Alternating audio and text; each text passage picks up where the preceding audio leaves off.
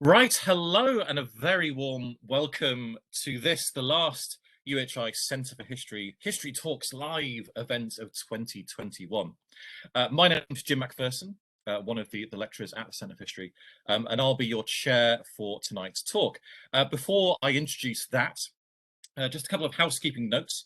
First of all, our next talk is on Thursday, the 20th of January, when Dr. Rob Horton from the University of Winchester will be talking about a very civilized rebellion in Mantua and Canosa in the 11th and 12th centuries. So looking forward to that. For tonight's talk, a reminder to keep your microphones muted while Elizabeth is speaking.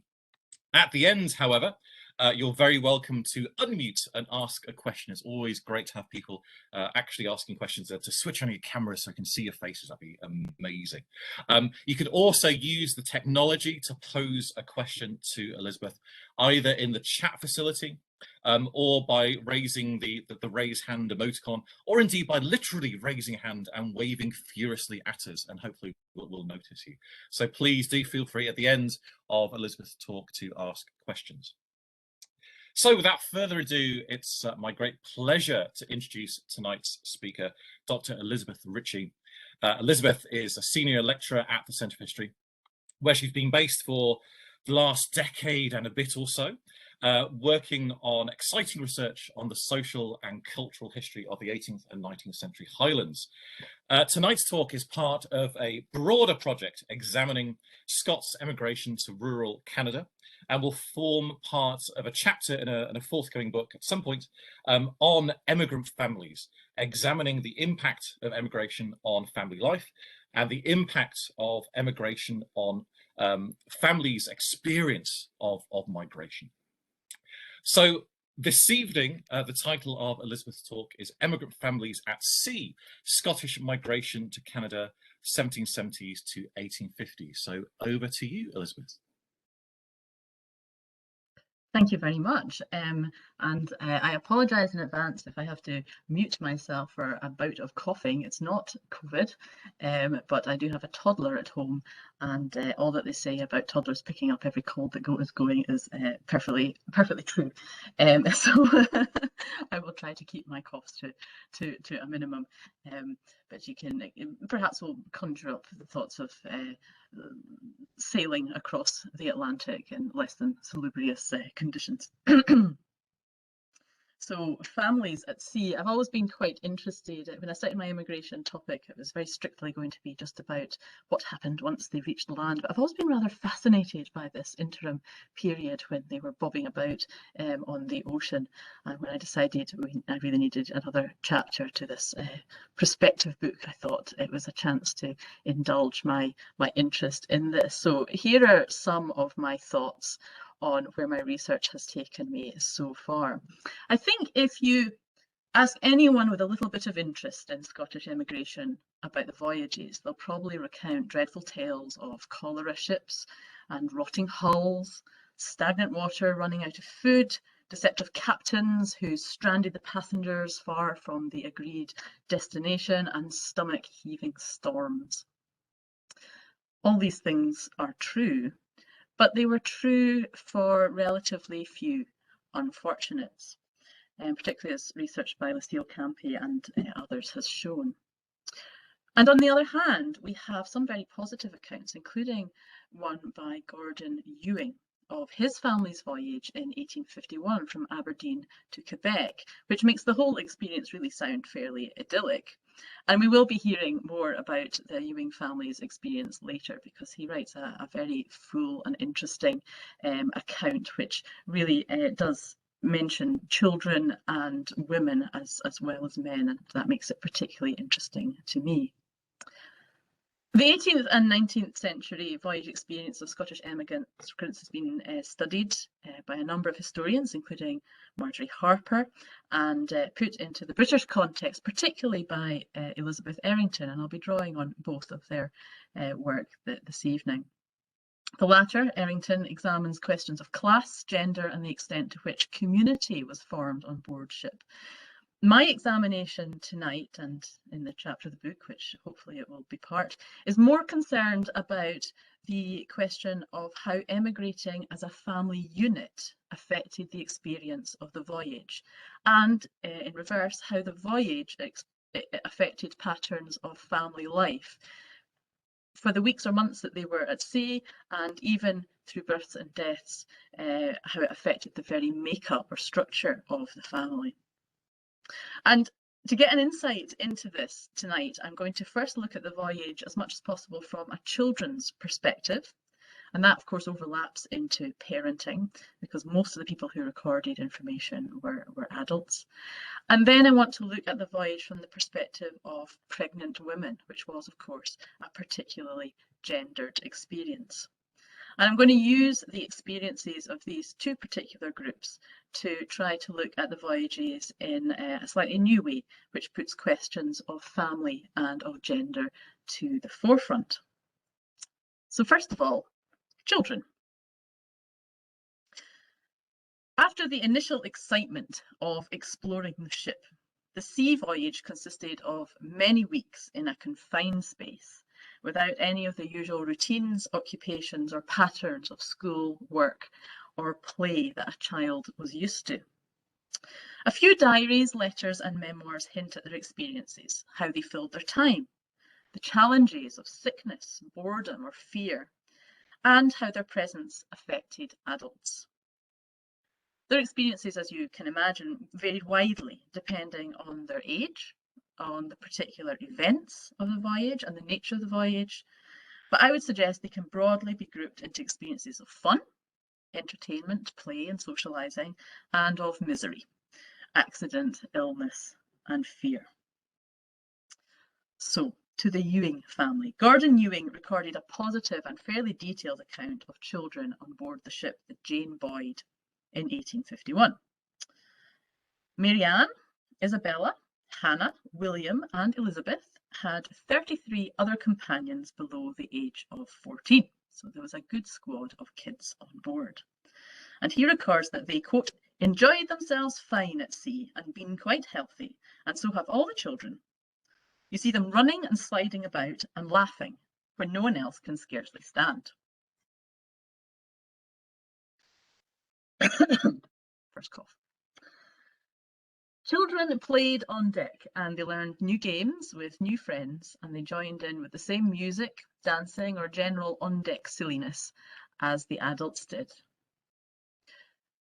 Shipboard diaries pretty consistently all note some exciting events. The excitement generated by the world of the ocean.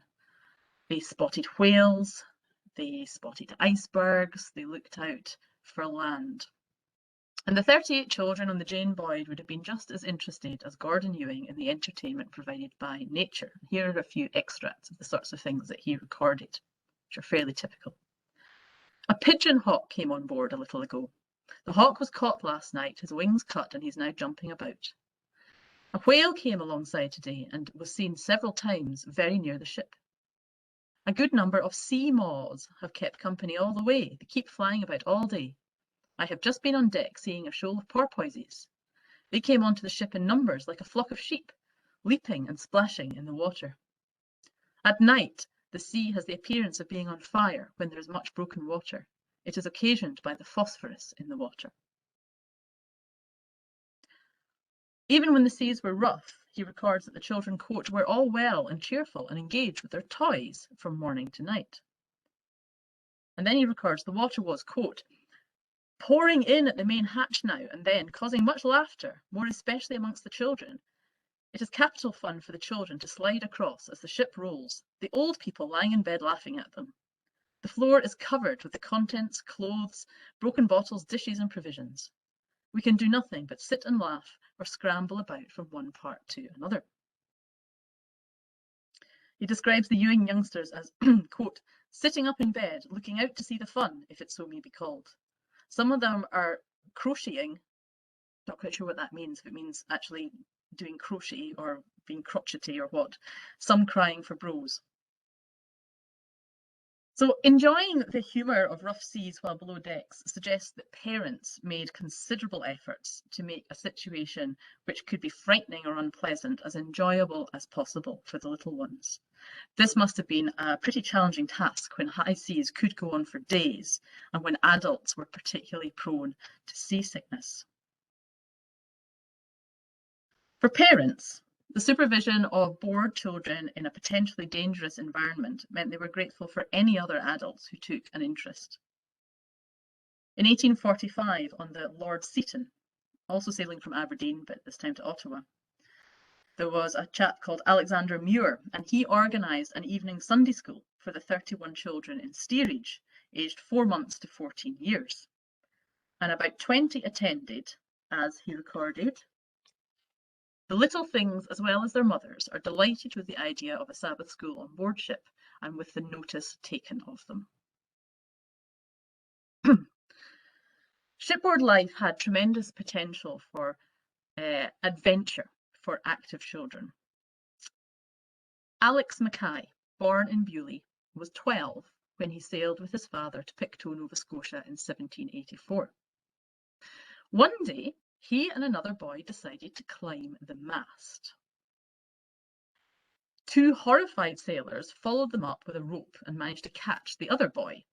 But Alex grabbed the topmast stay and swung himself hand over hand to the other mast and climbed back down to deck, while bystanders, doubtless including his father, quote, looked on in terror.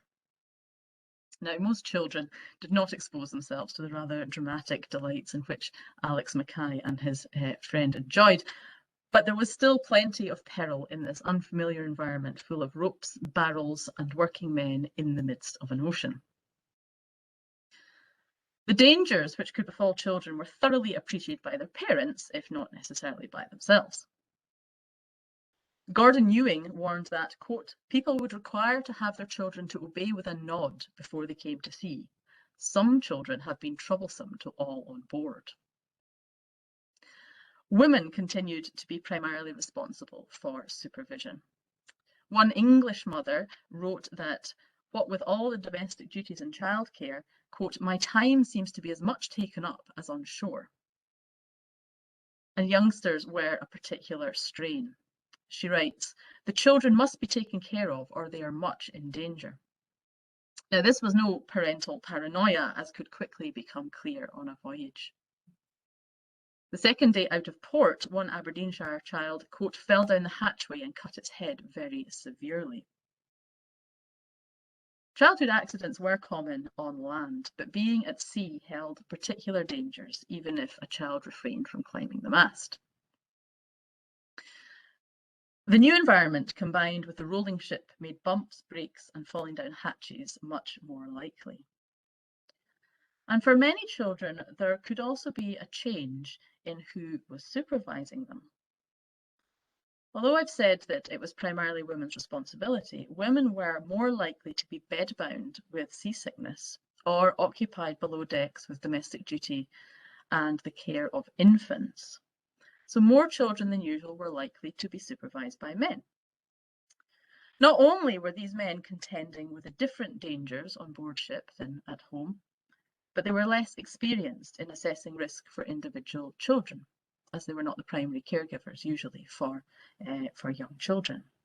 And it is possible that as a result, some terrible accidents, including what happened to Edward Taylor, could be ascribed to this temporary shift in gender roles. In 1823, 7-year-old Alexander Taylor and his little brother Edward were travelling with their mother and uncle to be reunited with their father. And their father was a shipbuilder who had emigrated to New Brunswick some years earlier. In later life, Alexander's reminiscences shifted quickly from recalling eating too many of the ripe cherries his mother, Jeanette, had brought on board, which gave him stomachache, to his brother's terrible accident. This is how he relates it. Edward was one day playing about near where sat a large tin pot filled with boiling water, which my uncle had in use, as he was then shaving. By some mishap, Edward plunged his arm into the boiling water, and his arm was very badly scalded. Now, the mother was incapacitated with seasickness and unable to care for the little boy. There was no doctor on board ship and precious little medicine. And although the passengers did all that they could, quote, the arm inflamed, mortification set in, and in a short time my little brother passed away. 64 years later, Alexander remembered his brother's burial in detail. Images and sounds seared into his mind for a lifetime. This is his recollection. It was a fine day. The stillness on board of the vessel was almost overpowering. The men stood at the gangway in silence with their heads uncovered. The captain read the service in an impressive voice. The plank was raised up and the body slid into the silent deep. Nothing was spoken for about 5 minutes, and then the order came to square away the yards, for the vessel had been laid to during the ceremony. As I looked upon my mother, I shall never forget her weeping and her sorrow. I was frightened, for she refused to be comforted. So when they arrived at St. John, his father was reunited with his wife and with Alexander, but never got to see little Edward, whom he had left in Port Glasgow as an infant. Now, this disaster may have been in no way due to the uncle's negligence or lack of experience in supervising a small child, but it may have been. We know that Edward's death created a deep scar in his brother's memory, and so it must also have been in that of his mother and uncle. But we can only speculate on any self-recrimination or blame which may have affected relationships within the family. On the other hand, one family apparently found the voyage to have health-giving properties. Gordon Ewing, back to him again, noted that, quote, the weakest children here that I ever saw. They were obliged to get a cab to bring them to Aberdeen. Some of them was too weak to be brought in a cart. They are all much better since then, since they came to sea. Now, I imagine this was probably a fairly unusual experience. But children did have a different experience of illness and health on board ship than adults. For a start, they tended to be less affected by seasickness. The Ewing children were recovered within a few days, and even when the weather later deteriorated and some adults again succumbed, this didn't seem to be the case for the children. On the other hand, children were more vulnerable to infectious disease, which could spread quickly in the crowded and unsanitary conditions as germs were shared. One party of 400 left Greenock in 1842. And 2 weeks after departing, an epidemic of measles broke out. Any illness meant that nursing had to be added to the duties of parents, especially mothers. This was a physical strain, but also a mental and emotional burden. On that voyage, John and Jean Hart were worried about young William, who did become ill on that voyage, but he survived. 7 children became seriously ill, though, and 1 did die. Now, that was a small toll in comparison with some of the so-called cholera ships of the 1830s. And children travelling in steerage and children who were poorly nourished before leaving home were, of course, far more susceptible to illness and death on board ship. So, we know a little bit about what children's experiences were, but not a huge amount, and we know even less about what they felt about their experiences. I think we can presume that they felt excitement, boredom, and fear. And indeed, even Gordon Ewing's remarkably upbeat account of the voyage very occasionally hints at the latter. His comments about the stormy days betray an undercurrent of fear, perhaps suppressed for the sake of the children. He writes, "The people sit late at night. Some are not willing to go to bed in these stormy times at all." What he also provides is a very rare indication of how youngsters felt about the process of emigration. Adults, even optimists like Gordon, compared the old and the new world.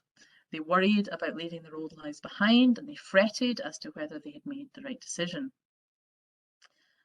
In his case, as the ship sailed into the Gulf of St. Lawrence, he described the landscape, comparing it to various locations in Aberdeenshire. He remembered the folks at home on the day when they would usually be washing the sheep. He gets to grips with the new currency, and he marks time in the old and in the new country. A sense of place and the enormity of the change weighed heavily on adults, even those as enthusiastic about their emigration as he.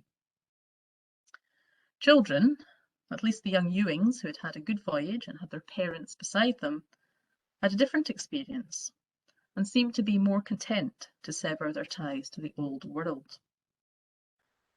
Gordon cites his children saying, "Our children say that they like as well to stop here as at Bray Neal." I found this interesting because earlier this semester I was reading Elliot West's book about children on the westward trails in the United States, and one of his findings was that children who were migrating west on the American wagon trails, for them, continuity and security was more important. It was provided by young children having their family around them rather than the familiarity of places, which was something that weighed very heavily on adults. So from the tiny bits of evidence that I've managed to gather about the voyage, there does seem to be a similarity with the migration experience of children in the American West. So we have little information from a child's perspective about what the journey was like for them, but what we do know is that the experience could be anything from boring or fun to deeply traumatic, and there's also some evidence that the meaning of the journey could be quite different for children than for adults. So I'm going to turn my attention now to pregnancy and birth, to look at the voyage from a different perspective. The most obvious gender difference on board was that women were fairly likely to be pregnant, breastfeeding, or caring for small children. Emigrant journeys exacerbated the risk of pregnancy difficulties and the possible death of infants and mothers. On board, death rates for small children, even on the highly regulated government voyages to Australia, exceeded deaths on land right until the late 19th century. 3/4 of deaths at sea were of children under 6, and nearly half of those were infants, and that's from research done on the voyage from Britain to Australia. Most migrants travelled in steerage, and Elizabeth Errington points out that actually giving birth on board amongst crowds of strangers and lacking the support of family and friends made the experience far more stressful and potentially more dangerous than normal. Now, while Lucille Campi has demonstrated that ships were usually not the rotting hulks of emigrant mythology, hygiene was a serious problem. Water supplies could be disease-ridden. Passengers, especially the malnourished, were susceptible to new germs. Overcrowding created conditions ripe for infection, and limited baggage allowances meant babies had insufficient nappies. These were kept on for too long and then festered in the living quarters, awaiting a moment when a wash could be done. So, unsurprisingly, passengers struggled to maintain basic standards of cleanliness. Most captains organised cleaning rotas and insisted on airing the fetid hold, but during storms, the hatches were battened down with sickening results. It's perhaps unsurprising that most children's deaths on voyages to Australia, and probably also to North America, were due to diarrhea, often in conjunction with other infections. Again, from research to Australia, the most common causes of women's death were fever, tuberculosis, diarrhea, and problems of the kidney or liver. Relatively few died as a direct result of childbirth, although pregnancy may have further weakened some who had underlying conditions.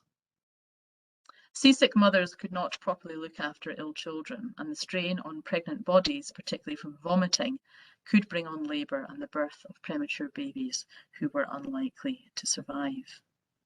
And it could also mean that mothers were not unable to breastfeed. In 1834, a group of young families, the Dixons, the Govenlocks, the Greaves, and the Hendersons, emigrated from bedrule in the Scottish borders, and they were heading to where Margaret Gowanlock's parents were settled in Upper Canada, today's Ontario. Elizabeth Dixon and her family stayed in the first cabin on the William to Quebec City, so they were staying in some pretty nice accommodation compared to most people. But despite this, she suffered an unspecified illness which forced her to wean Archibald. Now, chances of survival for babies weaned early were poor. They tended to be fed a pap of milk, bread, and sugar. They were spoon-fed this, and the feed often lay around between feeds, breeding bacteria and attracting flies.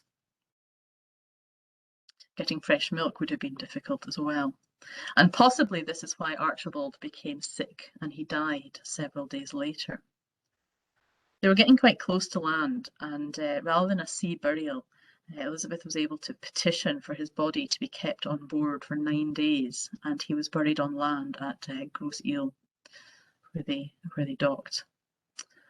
Now, shortly after this, the youngest Gowanlock child died at the hospital in Quebec, and tragedy pursued the group to Montreal, where the Hendersons' youngest also died. Danger from disease was just as likely in a colonial port as in a home port. And indeed, en route, Margaret Gowanlock, the one who was actually going to her parents, fell victim to the cholera epidemic, which was sweeping Canada at that point.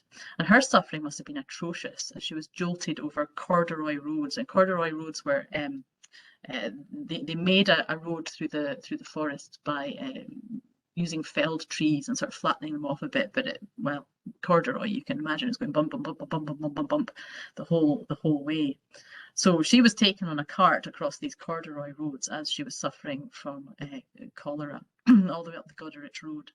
She managed extraordinarily to hold on to life until a few hours after reaching, quote, her parents' house and bed to draw her last breath. So quite a bittersweet reunion, that. Such uncomfortable overland journeys could take as long as a sea voyage, although they at least lacked the threat of seasickness, and epidemic disease was less likely. And as Jim Hunter has described in detail in his book, Jean Mackay from Kildonan in Sutherland discovered that she was 5 months pregnant when she collapsed while she was snowshoeing from Hudson Bay to the Red River settlement. It's certainly one way to find out that you're expecting. We don't know how many pregnant women took on the uncertainties of emigration, but there's no particular evidence to suggest that they delayed their journey until after birth. I've never come across any discussion about that whatsoever, although Marjorie or others might have done. And indeed, the risks for a newborn baby might have been greater than for the unborn. There's no reliable statistics for the early 19th century, but most upper Canadian women were pregnant within a year of marriage and gave birth every 2 to 3 years thereafter. So it was almost impossible to ensure that babies and pregnant women did not attempt arduous sea and land voyages if the family decided to emigrate, because most premenopausal married women were almost continually pregnant or nursing. There really wasn't a good time for this sort of journey. And I think it's also worth remembering Robin Haynes' point that the lives of infants were deeply uncertain even at home. So it's possible that parents did not necessarily weigh risk in the same way that we might do today. However, the act of migration produced psychological as well as physical strain. And there was a prevailing belief that mental disturbance to a mother could cause deformities in the unborn child, and this must have caused worry to migrating parents as well. And pregnant women, shadowed even under normal circumstances by fears of pain and possible death, must have found the prospect of giving birth on board ship or isolated in a half-constructed shanty particularly daunting. So I think the evidence has shown that an emigrant voyage had the potential to be deeply traumatic. Any death, of course, is tragic for individual families, but the impact could be exacerbated by the fear and horror of mass deaths, such as were experienced on the cholera ships, particularly of children. And I think also exacerbated when the rituals which help people deal with death were not observed or could not be observed because of the situation of the ship or an epidemic sweeping through the passengers. And so voyages had the potential to reshape families, particularly to permanently break them, or to cause deep psychological scarring, as well as to bring families into a whole new phase of their life with a successful emigration. So, some concluding thoughts. Emigrating as part of a family group could be psychologically reassuring. The decision to emigrate was often made with the long-term well-being of the family in mind. So it could lend a sense, going as a family could lend a sense of purpose, as well as an immediate sense of security. The shared responsibility of traveling with other adults, siblings, in-laws, parents, cousins, could relieve the mental as well as the practical burden. The responsibility was shared. Although traveling with children or elderly dependents could, of course, have the opposite effect, causing more stress. Traveling with dependents made everything slower, made everything more expensive, and it made everything more difficult. And the impact of the journey on families, their very constitution, their daily patterns, and their life events could be dramatic.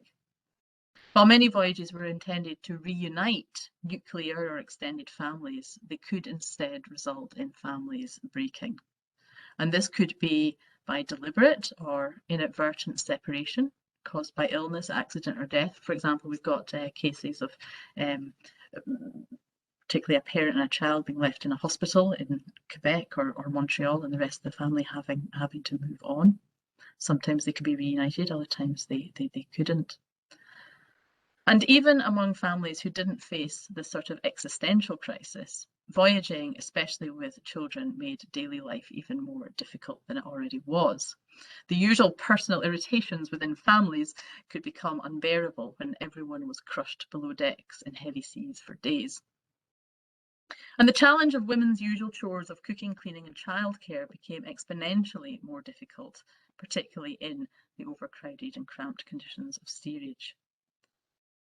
Among some families, we do have evidence there was a shifting of the usual gender roles, but one role which could not be swapped was the experience that many women had of being pregnant or giving birth on board ship, often without the support of extended family or familiar community around her. And some families had to face significant moments on this journey between two worlds.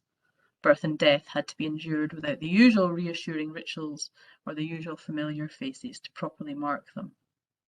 So, the difference between travelling as a single person and travelling within a family, I would suggest, is fundamental. Being within a family shaped the experience of the voyage, but the voyage also shaped the experience of family, often just for a few months, but sometimes permanently.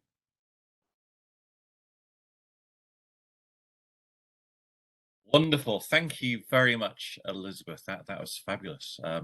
Also very, emotional, quite a heartbreaking set of stories there from the experience of emigration. Reminded me a little bit of the kind of work that Angela McCarthy's done for a different period in a different geographical location, obviously. But I love her emphasis on the importance of the voyage. This is crucial. It's not just you're leaving, it's not just arriving somewhere, it's getting there. This is a big deal. And you really brought that home, and the massive impact that sometimes has on families is quite remarkable. So thank you very much for that. So questions from the floor, the virtual floor. I can see that we've got a question in the chat from Lynn Campbell. Lynn, do you want to come in and ask your question, or do you just want me to read that out? Oh, it's fine. I can see it. It was just that there were a couple of things that kind of came to mind while you were talking. Initially, I kind of thought, oh, just how useless are men. And I mean, that's a different thing completely. I was wondering just how much the men would have actually been involved in the kind of the day-to-day, because obviously the women had to look after the bairns normally at home, but on board it surely must have been shared in some respect. But what I was actually wondering about was when you were talking about the death thing there, the usual rituals, and I thought, oh, what about the usual kind of life and death rituals that they would have practiced at home to do with folklore? And I just wondered if there are any instances of that being practiced. Yeah, Lynn, I think those are really interesting points. When I was looking at sort of gender roles on board ship, I really found a great breadth of evidence, really. You're looking particularly at Marjorie's work and Elizabeth Errington's work, and then some of the other some of the primary materials I found myself. There seems to have been a really wide range where you do get men taking over a lot of the cooking in particular. I don't know, it's the way that men like to do barbecues. Maybe it was the same on board ship with, you know, they had the big communal pots and so on and kept the fires going and so on. And those are definitely roles that they wouldn't have, I really don't think they would have normally had at home, at stepping in to do that. I suspect as well they were probably more keeping an eye on older children. Most of the evidence seems to point to that women tended to be a wee bit more stuck below decks with the wee ones and various bits and pieces, whereas the older children and the men were more likely to be on board, sorry, on the deck, and so I suspect there would be quite a lot of sort of informal childcare, you know, maybe like you would have just in the village or the township or the town normally, you know, where you've just got everyone keeping an eye on, say, hey, get down from those barrels, you know, whether it's your kid or somebody else's, or stop climbing the mast, you nutter, and all of that. So I suspect there's a lot of sort of informal childcare, and I suspect as well a lot depended on individual families and possibly the relationship between husband and wife in particular families as well, who was willing to step in and take over this and that and help, especially if, and it does seem to be women were tended to be more affected by seasickness than men, and then children less so as well. So I think there was probably a mix, but certainly, and some of the quotes I was reading out from the English women were from Elizabeth Errington's research, but I thought it was important to include because she really, that woman really talked about how she was just so busy, even more so than at home, and I thought that was quite interesting. I think as well, maybe one of the gendered aspects would be that women's work didn't stop particularly when they were on board. All the things they'd have to, most of the things they'd have to do at home, apart from long-term care, like maybe making textiles, clothing, food preservation, and so on, you wouldn't need to be doing all that, but you'd be having to do all the day-to-day tasks, whereas most men were occupied in a job or farming or trade or something like that, which would have stopped when they were on board. And so there would have been a big shift there in men's lives, and I think they would be at a lot more leisure than women would have been because of the nature of the work that they normally did, and how then they used that time. Well, we get some wee hints, but yeah, I would love to know. I would love to have more evidence about that, because it does seem to be a particularly gendered difference there. With regards to the big life issues and rituals and folklore and magic and so on, no, I haven't come across anything other than reports of burials at sea, you know, and descriptions such as the one that I read out, and you get everything from that one, which was a highly respectful and sort of meaningful ceremony, really the best that they could do in those circumstances, to situations where I think bodies were pretty much just tipped over the side and very little account taken of them, which could be quite traumatic for families as well, that there was no ritual at all. But of course, all that was wildly different from the amount of ritual that would be involved in the funeral at home. So I think it would be well, obviously distressing because of the event, but also distressing because of the lack of the normal ceremony as well. And with regards to birth, I mean, yeah, I've looked at some of the rituals and beliefs and so on involved in birth on land, and there's a lot. Your protective customs and so on, as you know. I've just never come across any bits of evidence concerning that at all. I'd be interested, actually. I think Marjorie's here. She might have come across some things like that too. So yeah, don't know. Jim is raising his hand. Yeah, you spoke about the children dying. Have you come across any cases of in a sense the opposite. I remember it's about 30 years ago now, spending a few hours at Gros Isle in the St. Lawrence, which was the little island where the Canadian authorities established a quarantine station in the 1840s. And a couple of the names that jumped out of the records there were two wee girls called Anne and Ellen Cray. And they were 10 and 12. And their parents were dead. I don't know whether there's thousands of people buried in Gros Isle in mass graves around a little inlet called Cullerin Bay. And I don't know whether they were there or whether they died at sea, but anyway, the girls were orphaned. And they were eventually taken off the island by a charity called Les Dames Catholiques de Québec. And one was adopted. Well, I don't know if she was adopted as such, but certainly taken into the care of a family in Quebec itself. And the other little girl was similarly taken over by a family from the USA. So they would have been hundreds of miles apart. I doubt if they ever met each other again.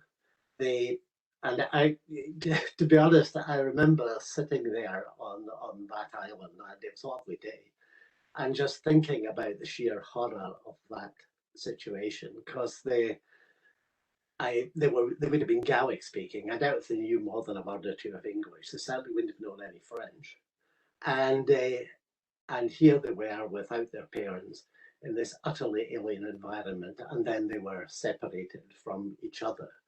And it's just such a horror story that it stuck with me all through the intervening period. And I think about it also, I suppose, in connection with the, in a way, equivalent horror stories that are unfolding on the other side of the English Channel as we speak. And so I just wondered if there's more of that. Now, I take your point very strongly that there were good experiences as well as bad, but there were some pretty hellish experiences. Yes, absolutely. I know I was trying not to depress people too much. I've got an entire section about an account of a young man who went across on one of those cholera ships as a young teenager and managed to lose pretty much everybody in his family and became almost completely inured to death, the body just plopping overboard, I think, the way that he described it. But I thought there was sufficient death and disaster in this for a Thursday evening. But yeah, I've come across a few children as well who were orphaned. One girl from Tyree, I think, who was going just with her mother, and the mother died. And I think that child was taken in by relatives who were already in Canada, if memory serves. And another one of an infant child who was the only one left in the family. And I think he was sent back on the ship, presumably to try and reunite him with any family back home. Although I'd imagine that would be fairly unusual. But yes, you definitely get children who end up being unaccompanied child migrants.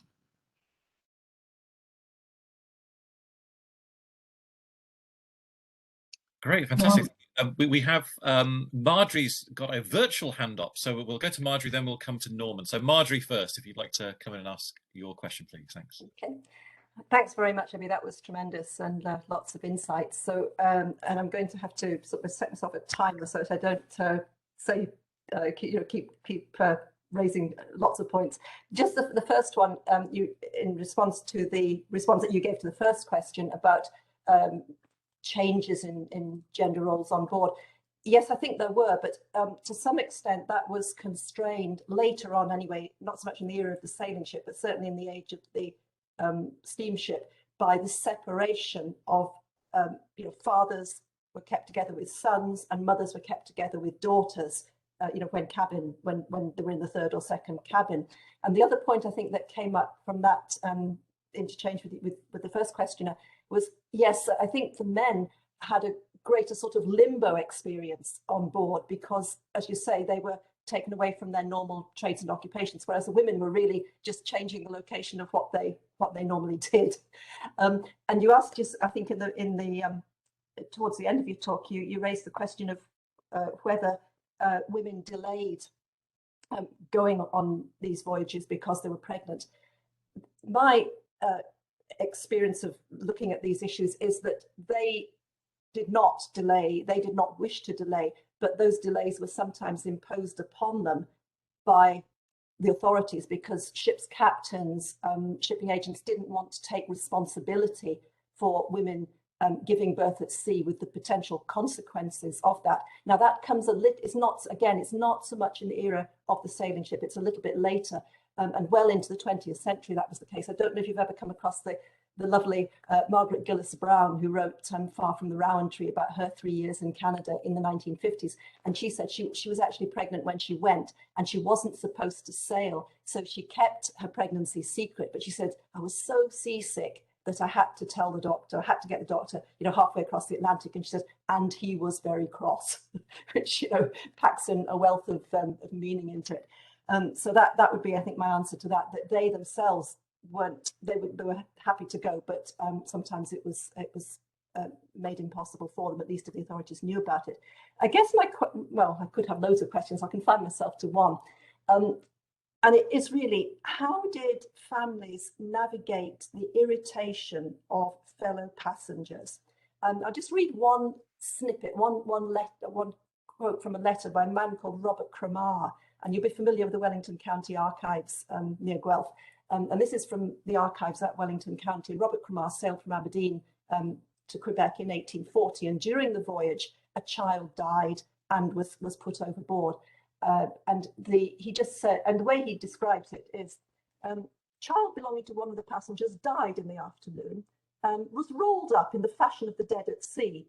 And then he talks about how it was actually just chucked over the side, and the captain was cursing and swearing because one of the crewmen had not unrolled the rope properly and the body didn't sink properly. So it was all terribly kind of callous and matter of fact. So I just really wondered what you'd come across about how people navigated these confined spaces, not so much within their own families, but in interacting with each other.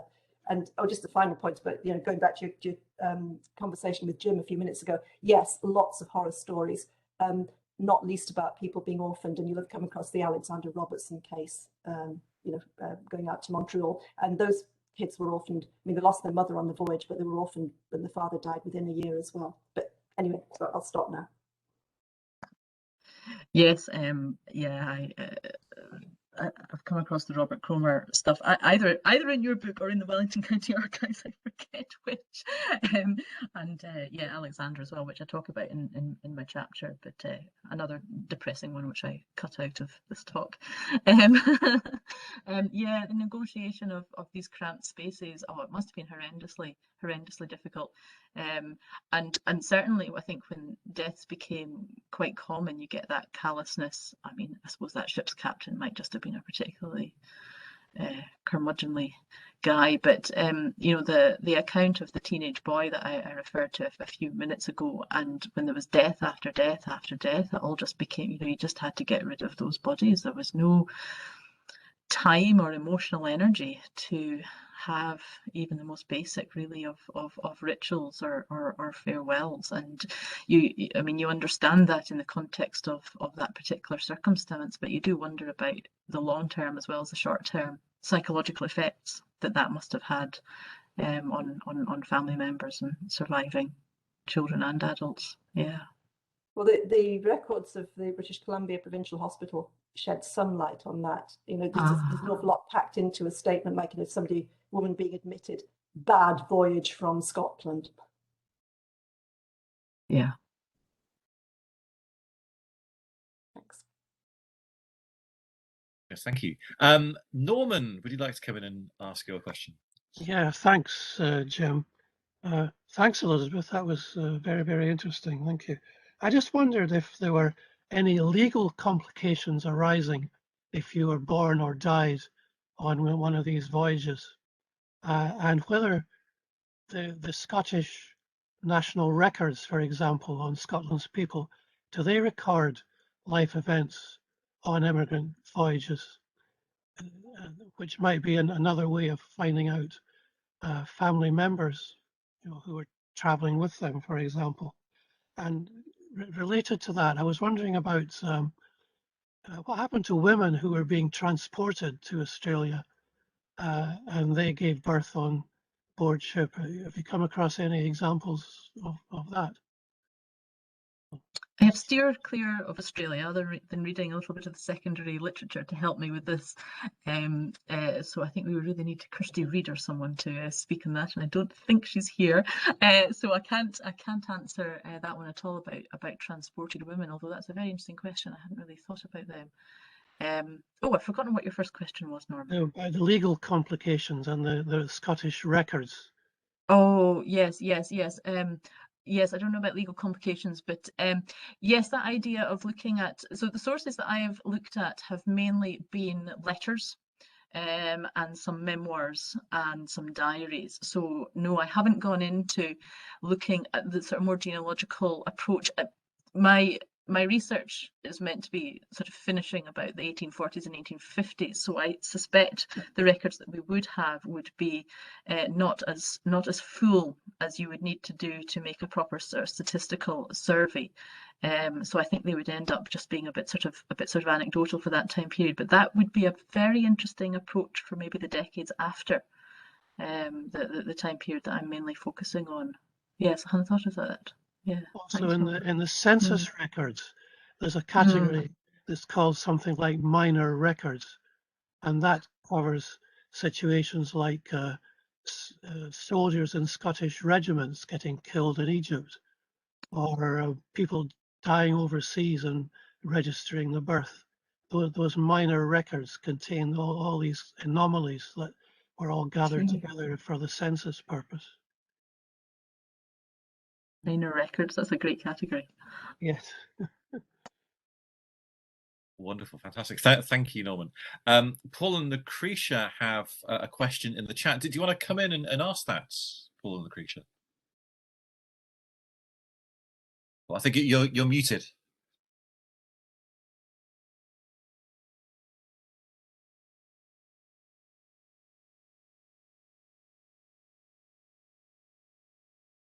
I can read it out if that's easier. Yeah, go for it. Paul and Lucretia say, due to the horrific conditions that people travelled in, is there any evidence of instances of passenger rebellions on board any of the ships? Not that I've come across, but again, there's other people here who might have come across other things than I have. The majority of passengers did go.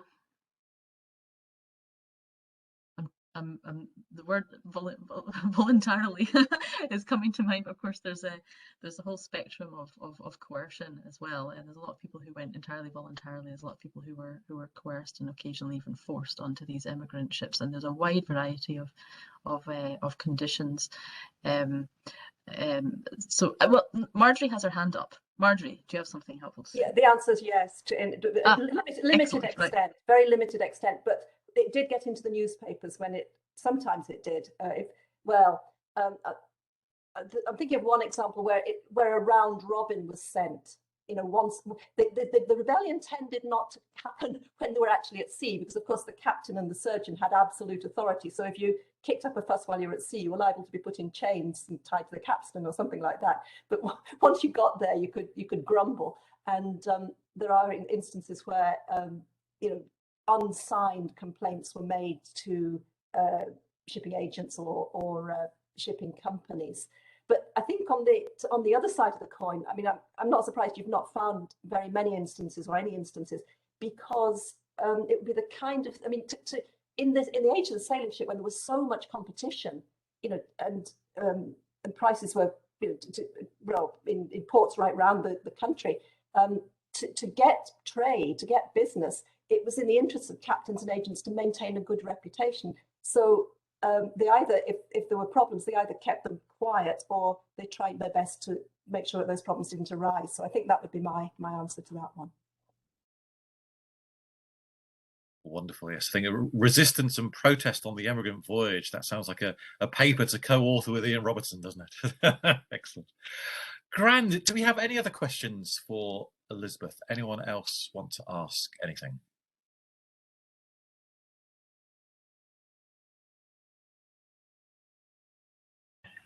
Jim, I think there might be a couple more in the chat box for us. Malcolm Banger-Jones has lots of question marks in his comments anyway, so I'm interpreting them as questions. Apologies, hang up there. Yes, indeed. Malcolm, do you want to come in and ask those? Would I see that?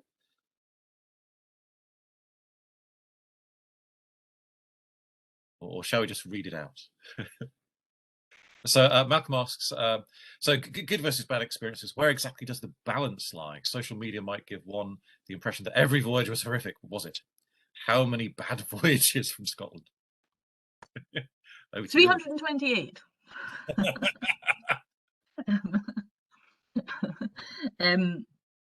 Yeah, I know, Malcolm. I know.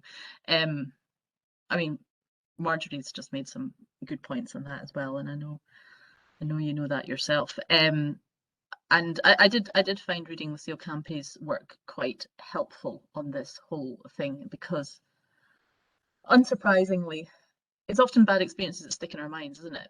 And it's bad experiences of anything that we tend to tell stories about, rather than telling stories about the mundane and not very remarkable.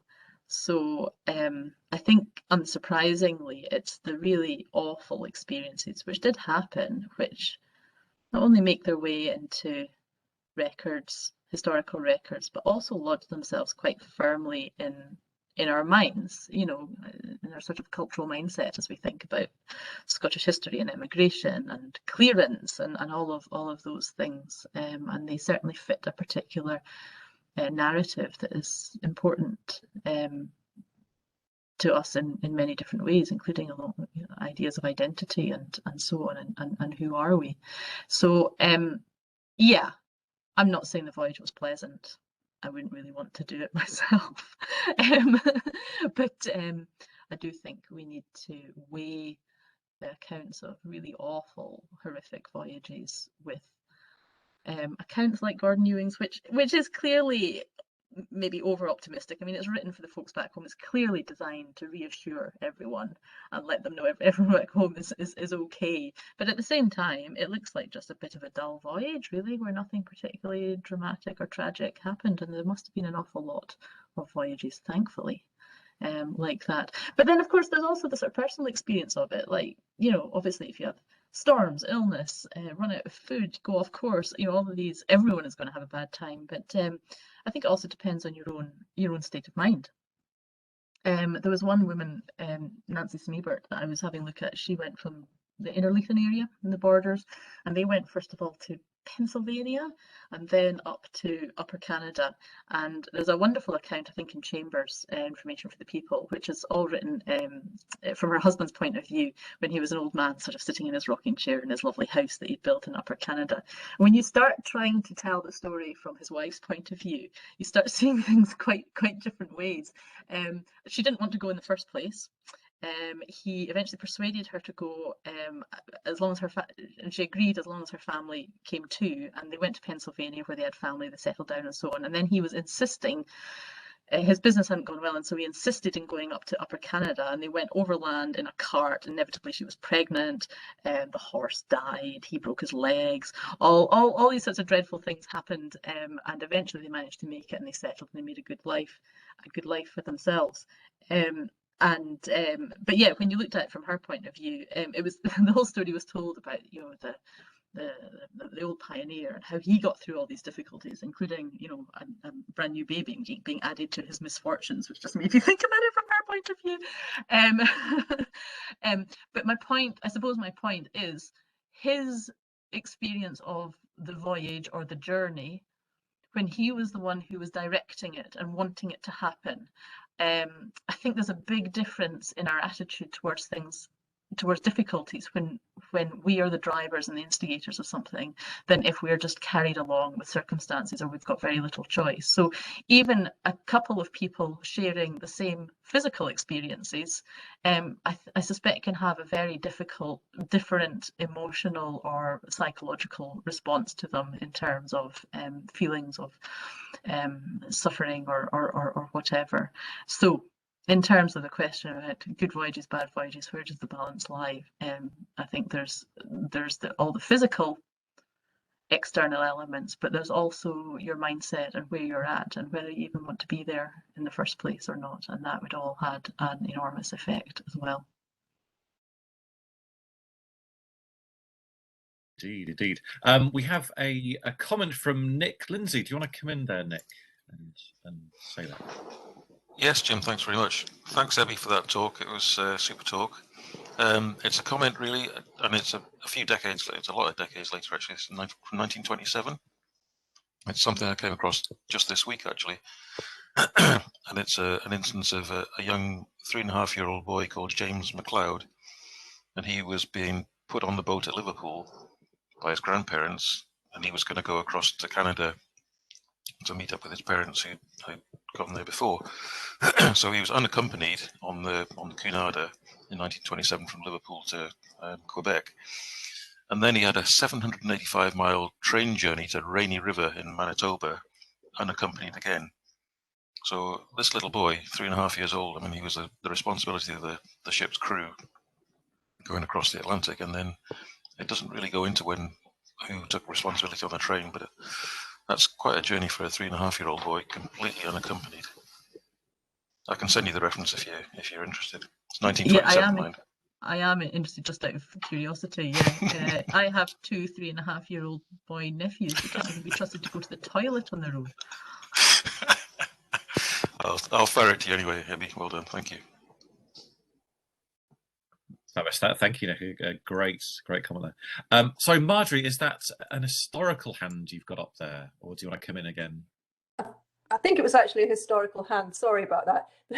Just if you want a horror story from the 1920s as well, because there's the famous Marloch from Loch Boisdale, when they were all embarking, and then they found this 3-year-old child had an eye problem, and so because she wasn't going to be accepted, but the parents said, well, we're going to go anyway. They chucked the child off the boat back onto the land to be looked after by wider family at home. I think she did join them a year later, but yeah. So, and of course the other issue is thinking about children being sent vast distances, institutional families, quote unquote, where the kids were, it's all come out in the Scottish Child Abuse Inquiry, but kids being sent with labels around their necks with their destination station on the label. So yeah, I mean that's another kettle of fish, but for another day. Don't lose your label. It's all very Paddington Bear, isn't it? But rather darker. Sorry, Jim Hunter, did you have your hand up just then? Were you wanting to come back in? It was just on the issue of the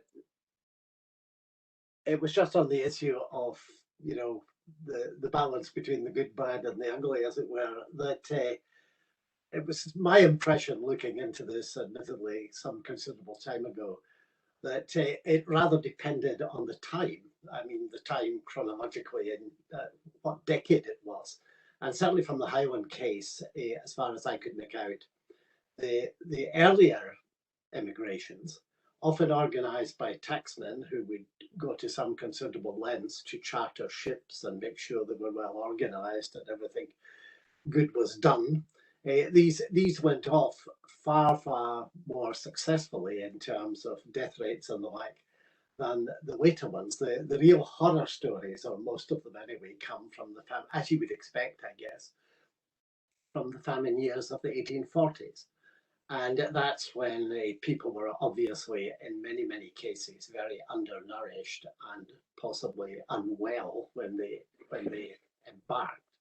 And the ships at that point, some of them, were literally the falling apart ships. They were the ships that were in the timber trade. And, what the skippers of these ships and the owners were doing was rather akin to what's nowadays called people trafficking. They were just filling the holds with crudely constructed bunks and stuffing them with immigrants paying the absolute minimum amount.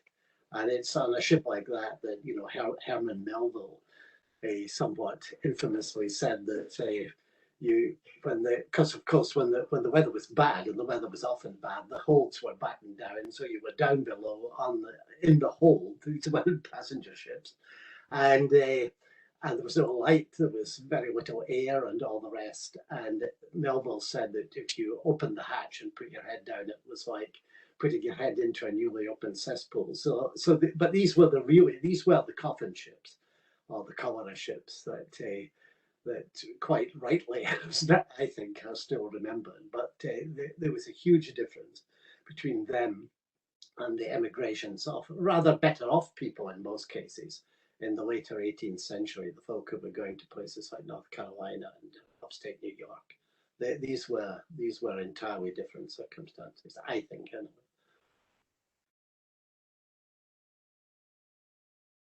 Fabulous. Thank you very much, Jim. So we're heading towards the close of proceedings. We've got a question from Norman, and then we've got time for one final question. So final orders for a question. Get thinking about that. But over to you, Norman, for your question, and then one final one. Oh, thanks. Yes, I was just asking if there's any examples of the crossing the line ceremony in what you've been researching. I haven't looked at people going to the Southern Hemisphere, so no. Okay. Yeah. Maybe crossing the Marianas Trench ceremonies, perhaps, under-recorded. Wonderful, fantastic. Grand. Final question. Anyone got a final question or thought for Elizabeth?